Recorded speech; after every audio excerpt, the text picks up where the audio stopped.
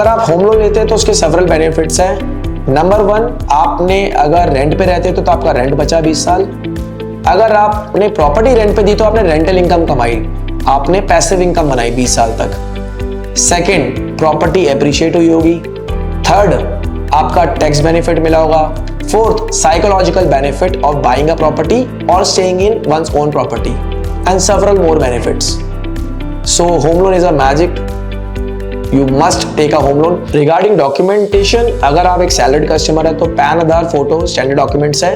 आपका 3 महीने का पे स्लिप लगेगा, 6 महीने का बैंक स्टेटमेंट लगेगा, 2 साल का फॉर्म 16 एंड ITR लगेगा just to confirm your employment stability and property के डॉक्यूमेंट्स लगेंगे जो आप खरीद रहे हैं। अगर आप एक रेप्यूटेड बिल्डर से अंडर कंस्ट्रक्शन या ready to move in apartment खरीद रहे हैं तो वो पेपर लगेंगे। अगर आप रीसेल में कोई फ्लैट ले रहे हैं जिनसे आप परचेज कर रहे हैं उनकी रजिस्ट्री लगेगी। अगर उन्होंने भी रीसेल में लिया था तो उसकी रजिस्ट्री भी लगेगी, क्लियर कॉपी लगेगी। आप टोकन मनी देते हैं, प्रॉपर्टी ब्रोकर आपको वही डॉक्यूमेंट्स देगा। आपकी प्रॉपर्टी का लीगल टेक्निकल होगा। लीगल होता है कि आप ये प्रॉपर्टी जो एक्वायर कर रहे हैं, जिससे क्या वो लीगल ओनर है उसका, जिससे उसने एक्वायर करी थी क्या वो लीगली ओन करते हैं। टेक्निकल होता है क्या property as per authority, as per जो रेगुलेशन होती है, एज पर मैप अप्रूव्ड बनी है या नहीं बनी, और उसकी वैल्यू क्या है। Anything regarding financial planning you want to ask, you know who to ask, Amit Arora.